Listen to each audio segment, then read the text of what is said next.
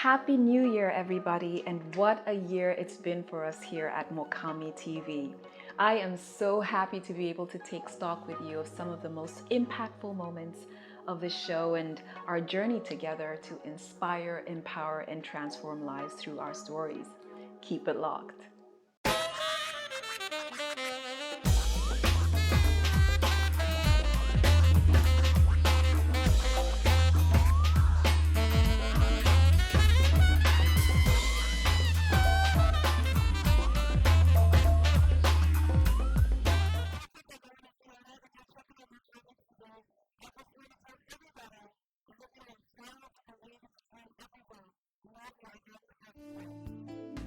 Thank you for all the email, the tweets, the Facebook comments with your insights, your encouragement, and your questions. My heart is full and just happy to know that the work that we are doing, living present, being thankful, being compassionate, and striving towards harmony and alignment with our individual truth has ripple effects way beyond ourselves.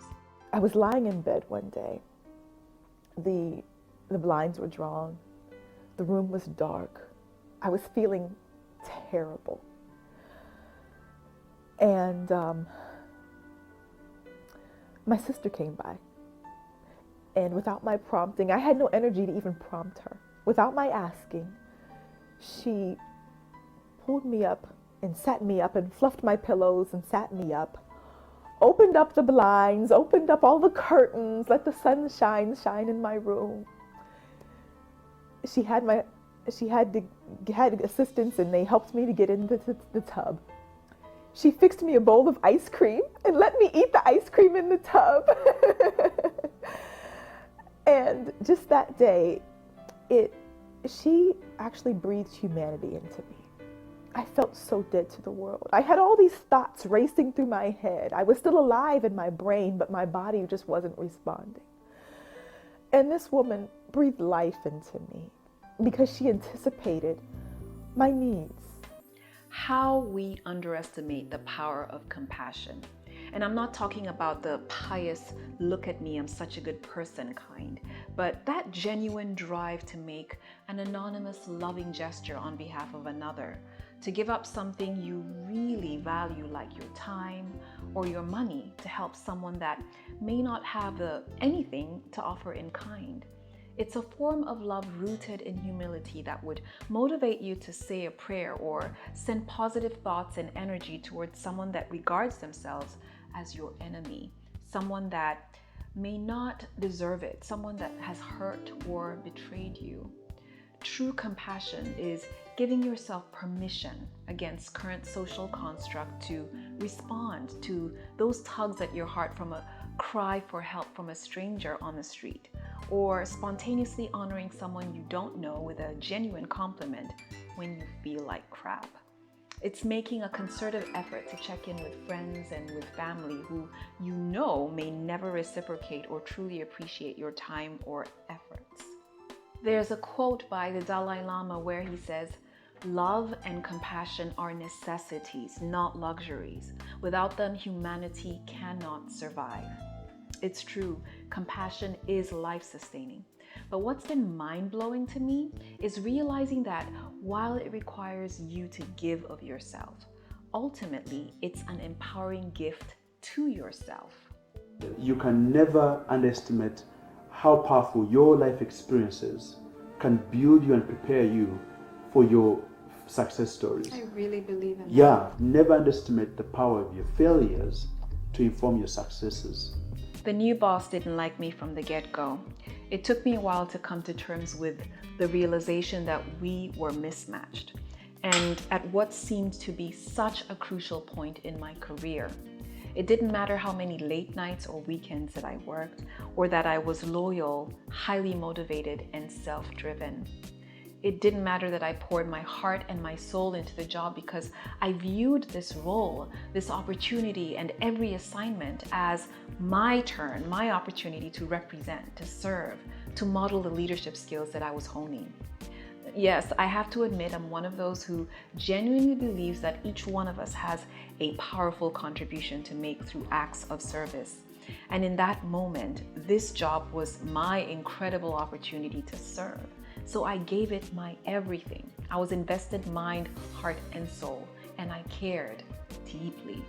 It took a while for me to realize that there was a disconnect. Nothing at all could have prepared me for how I would feel to be undervalued, for my efforts, my devotion, and my potential to be undermined, disregarded, rejected. It caused me such emotional, even physical grief.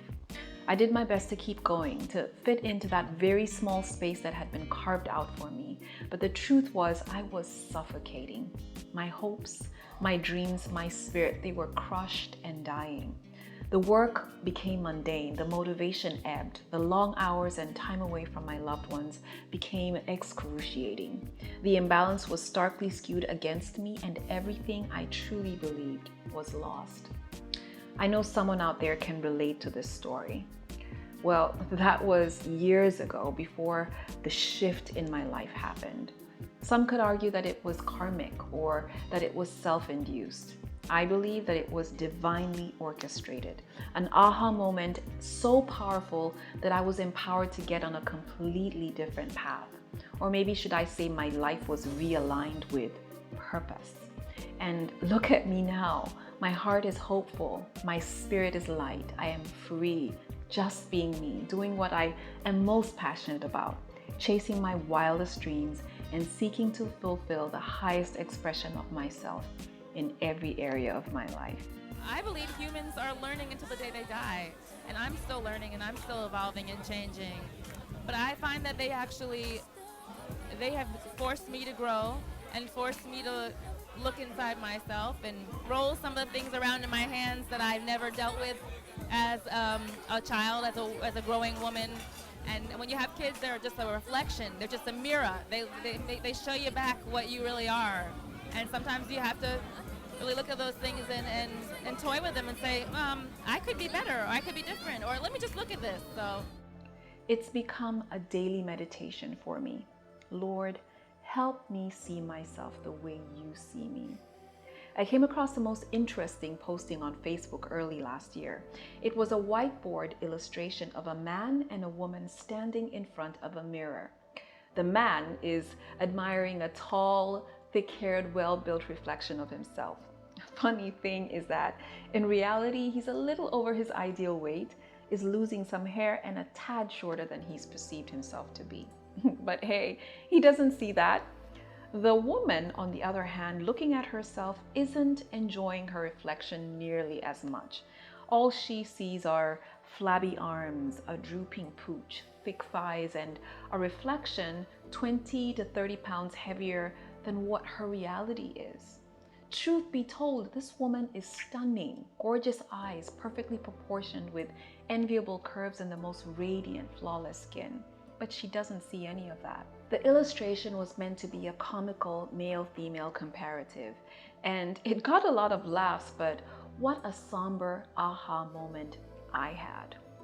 Author and poet C. Joy Bell C. says, "You can be the most beautiful person in the world and everybody sees light and rainbows when they look at you. But if you yourself don't know it, all of it doesn't matter. Every second that you spend doubting your worth, every moment that you use criticizing yourself is a second of your life wasted, a moment of your life thrown away. Lord, help me see myself the way you see me. Help me teach my daughter and my son to do the same, because the truth is that at our core, we are beautiful, we are perfect, we are enough. We come into this world knowing this, and somehow we forget along the way. If we could just reconnect with this truth, then infinite self-love, infinite joy, inner peace, infinite possibilities are ours." You gotta be you, first and foremost, and then find people around you who support that image of yourself. And Beauty is inherent in every single person. And when we put on makeup or we put on jewelry or we put on perfume, We're just enhancing what's already there.